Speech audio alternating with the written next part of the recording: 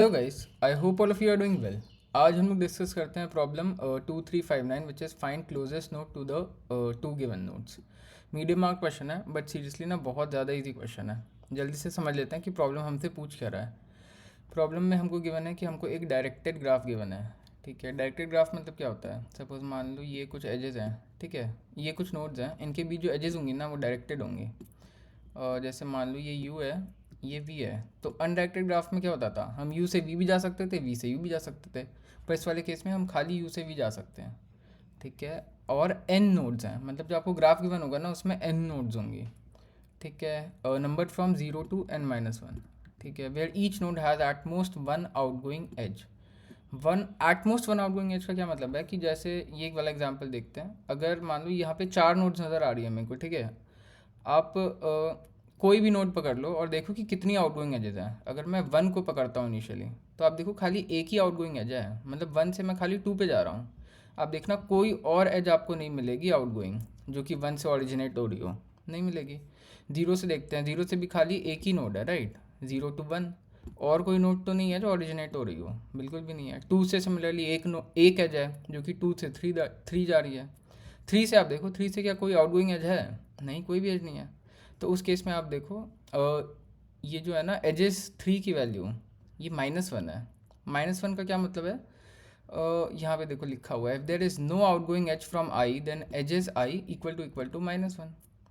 ये equal to minus one क्यों है? ये यहाँ पे इक्वल टू माइनस वन होना चाहिए।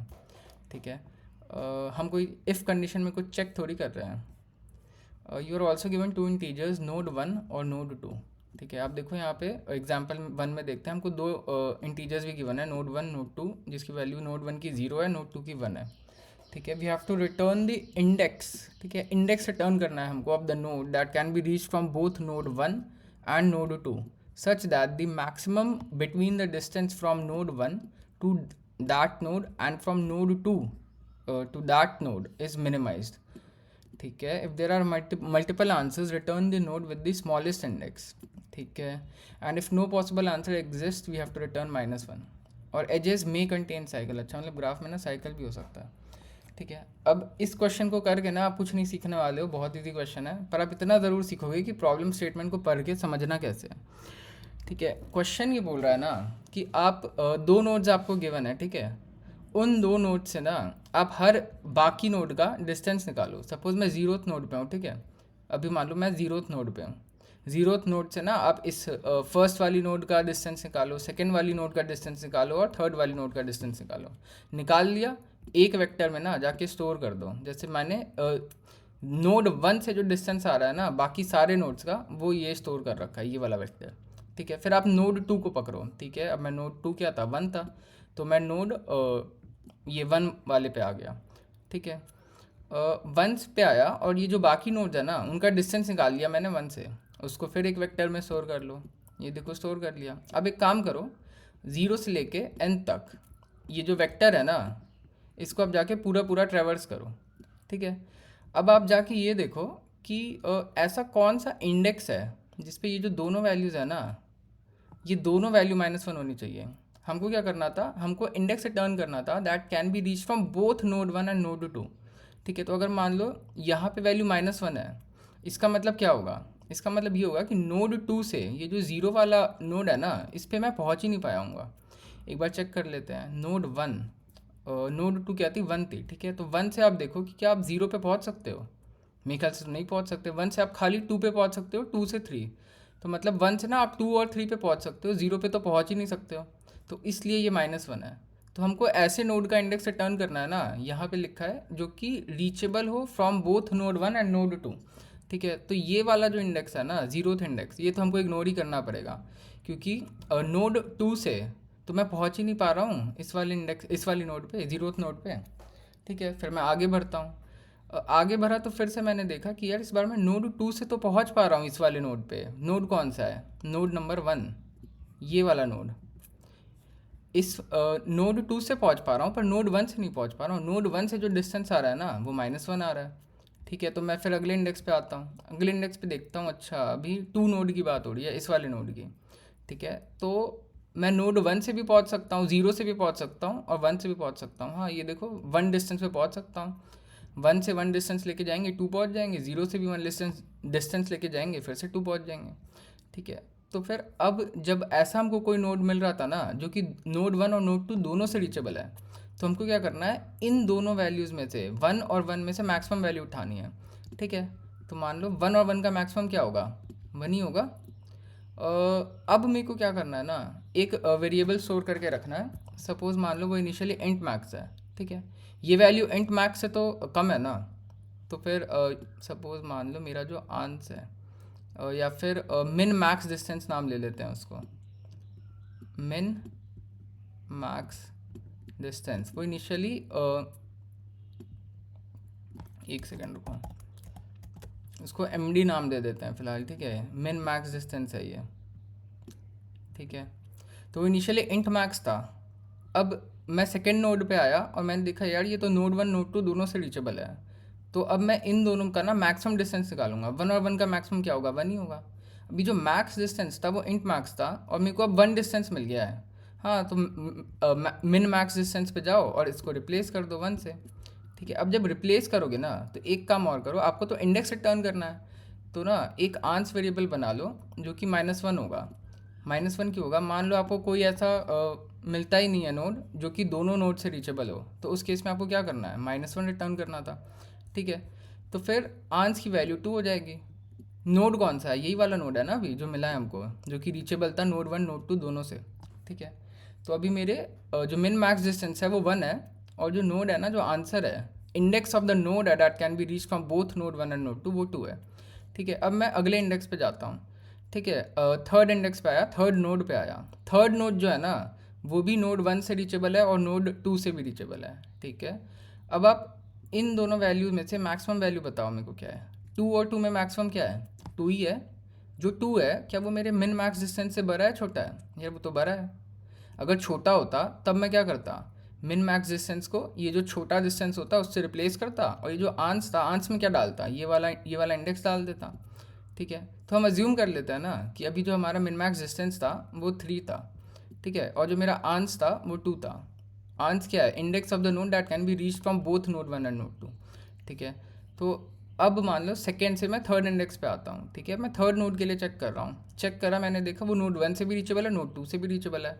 फिर से मैंने मैक्सिमम वैल्यू निकाली, 2 और 2 का मैक्सिमम वैल्यू 2 ही आया, और मेरा मिन मैक्स डिस्टेंस इस समय 3 था यार। ठीक है, तो इस केस में मैं क्या कर रहा था, मिन जो भी लेसर वैल्यू थी उससे रिप्लेस कर दे रहा था, और मेरा आंसर क्या होगा, index of the node that can be reach from both nodes. ठीक है, वो क्या होगा, वो होगा 3, तो इसको भी रिप्लेस कर दो।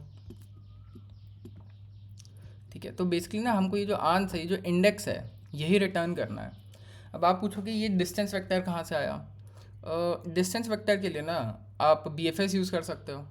इसमें BFS इसलिए चल जा रहा है क्योंकि आप देखो यूनिट डिस्टेंस पे है ना, 1 1, हमको कोई एज वेट तो गिवन नहीं है, तो एक एज ना, एक नोड दूसरे नोड से जो नेबरिंग नोड्स है खाली 1 डिस्टेंस दूर है। ठीक है, अब क्यू में क्या होता है, और जब हम BFS लगाते हैं ना तो कैसे आता है, सपोज मान लो ये क्यू है। ठीक है, तो सबसे पहले क्या आएगा, एक सेकेंड, सबसे पहले आएंगे सारे ज़ीरो डिस्टेंस वाले नोड्स जो कि एक ही होगा, फिर 1 डिस्टेंस वाले, फिर 2 डिस्टेंस वाले। तो ये ऑलरेडी सॉर्टेड ऑर्डर में होता है, तो इसलिए ना आपको डाइजेक्स्ट्रा लगाने की बिल्कुल भी ज़रूरत नहीं है। अब आप बोलोगे इससे ऑप्टिमाइज़ और कैसे कर सकते थे, एक छोटी 2 तरह से आप अभी भी ऑप्टिमाइज़ कर सकते हो। एक तो ना आप टोपोलॉजिकल सॉर्ट यूज़ कर सकते हो। ठीक है, अगर आपका जो नहीं, टोपोलॉजिकल सॉर्ट इसलिए यूज़ नहीं कर सकते क्योंकि ना इसमें साइकिल है। ठीक है, तो ये वाला जो केस है ये तो आपका चला गया। ठीक है, अब और कैसे ऑप्टिमाइज़ कर सकते हो, BFS में हम क्यों यूज़ करेंगे ना, मैं आपको बोल रहा हूँ कि ये बिना क्यू के भी हो जाएगा। क्यों हो जाएगा, इसलिए हो जाएगा क्योंकि हर एक नोड की, each node has at most 1 outgoing edge. तो अगर हम इस वाली चीज़ को अगर थोड़ा स्मार्टली यूज़ करें ना तो हम बिना क्यू के भी इस क्वेश्चन को सॉल्व कर सकते हैं। टाइम और स्पेस कॉम्प्लेक्सिटी में फ़र्क आएगा, नहीं मेरे ख्याल से तो नहीं आएगा। एक बार कोड देखते हैं फिर टाइम और स्पेस कॉम्प्लेक्सिटी पे फिर से बाद में आते हैं। ठीक है, पहले मैंने n डिफाइन कर दिया, n क्या, एजेस डॉट साइज। अब मेरे को पता था कि हर एक नोड का जो एटमोस्ट आउटगोइंग एज हो सकता है वो एक ही हो सकता है। तो फिर मैंने क्या करा ना कि जो मेरा साइज़ होगा, नंबर ऑफ़ नोड्स होगा, वो एजेस डॉट साइज़ के बराबर ही होगा। ठीक है, ये डिस्टेंस वेक्टर्स बना लिया। मतलब नोड 1 से बाकी सारे नोड्स का डिस्टेंस किस में है, ये डिस्टेंस 1 जो वेक्टर है ना उसमें है, और नोड 2 से जो बाकी सारे नोड्स का डिस्टेंस है वो डिस्टेंस 2 वेक्टर में है। ठीक है, एक ये मिन मैक्स डिस्टेंस निकाल दिया, बना दिया, वो इंट मैक्स है। वो क्या है, ये जो एम बनाया था ना ये वही है, और आंसर क्या है, -1 है। ठीक है, तो अगर मान लो मेरे को कोई ऐसा सूटेबल नोड मिल जाता है जो कि नोड 1 नोड 2 दोनों से रीचेबल है, तो इस वैल्यू को रिप्लेस कर दूंगा। और मान लो मेरे को नहीं मिलता तो सही है ना, मेरे को तो -1 ही रिटर्न करना था। कहाँ लिखा है, हाँ, and if no possible answer exist तो मेरे को -1 रिटर्न करना था। ठीक है, तो इसको मैंने -1 से इनिशियलाइज़ कर दिया। उसके बाद मैंने क्या करा, यहाँ पे आप देखो BFS कॉल हुआ है। ठीक है, पहले अब BFS फंक्शन देख लेते हैं। BFS में कुछ नहीं किया, एक डिस्टेंस वेक्टर बना लिया, Q बना लिया। Q एक पेयर स्टोर कर रहा है। ये पेयर पता है क्या डिफाइन कर रहा है, पेयर में होगा, पेयर ना कुछ ऐसा दिख रहा होगा, डिस्टेंस और नोड। ठीक है, और Q में पुश कर दिया, और जो इनिशियल नोड है मेरा, नोड 1 या जो नोड 2 है, वो तो ज़ीरो डिस्टेंस पे ही होगा ना अपने आप से, तो उसको ज़ीरो कर दिया। फिर एक बेसिक सा जो वो होता है BFS का कोड, वो लिख दिया मैंने। अब रिलैक्सेशन का भी तो कंडीशन होगा, अगर रिलैक्सेशन हो रही है, कम डिस्टेंस मेरे को मिल रहा है, तो Q में पुश कर दो, और जो डिस्टेंस वेक्टर है उसको अपडेट कर दो। लास्ट में मैंने डिस्टेंस वेक्टर जो था उसको रिटर्न कर दिया है इसमें। पर ये भी हो सकता है ना कि कुछ सपोज मान लो 0 1 2 3, ये जो थर्ड नोड है ये किसी और नोड से कनेक्टेड ही नहीं है। क्वेश्चन में क्या लिखा था कि एटमोस्ट 1 एज होगा, मिनिमम तो 0 भी हो सकता है। तो एक ये चेक आपको और लगाना पड़ेगा कि जिस करंट नोड पे मैं खड़ा हूँ, ऐसा भी तो हो सकता है कि उससे कोई और नोड कनेक्टेड ही ना हो। हाँ, तो फिर हमको तभी कनेक्ट करना है जब वो -1 ना हो। ठीक है, डिस्टेंस रिटर्न कर दिया। अब मतलब मेरे पास ये दोनों वेक्टर्स, ये वाला वेक्टर और ये वाला वेक्टर आ गया। अब मैं क्या करूँगा, सिंपल सा फॉर लूप चलाता हूँ 0 से लेके n तक। और पहले तो मैं ये चेक करूँगा ना कि जो मैं सपोज मान लो भी मैं 0th नोड पे हूँ, 0th नोड को चेक कर रहा हूँ, तो वो नोड 1 और नोड 2 दोनों से रीचेबल होना चाहिए। वो दोनों से कब रीचेबल होगा, जैसे मान लो इस केस में मैंने -1 नहीं करा है, इंट मैक्स होगी ना वैल्यू। अगर इंट मैक्स है, मतलब कोई भी वैल्यू, डिस्टेंस 1 आई या डिस्टेंस 2 आई, अगर इंट मैक्स है यहाँ पे देखो, तो इसका क्या मतलब है कि वो दोनों से रीचेबल ही नहीं है। डिस्टेंस 1 आई और डिस्टेंस 2 आई दोनों ही इंट मैक्स नहीं होने चाहिए। ठीक है, उसके बाद मैंने क्या करा था, अगर मान लो दोनों डिस्टेंस 1 और डिस्टेंस 2 इंट मैक्स नहीं है, तो मैं चेक कर रहा था कि डिस्टेंस 1 आई और डिस्टेंस 2 आई में मैक्सिमम वैल्यू क्या है। उस मैक्सिमम वैल्यू को मैं अपने मिन मैक्स डिस्टेंस से कंपेयर कर रहा था। अगर मान लो वो value lesser than min max distance आ रही थी, तो मैं क्या कर रहा था, मिन मैक्स डिस्टेंस क्या हो जाएगा, maximum of distance 1 I distance 2 आई, और जो आंस होगा जो कि -1 था, उसमें जाके मैं खाली इंडेक्स डाल दूंगा, और फिर ये आंस को रिटर्न कर दूंगा। एक बार रन करके देखते हैं।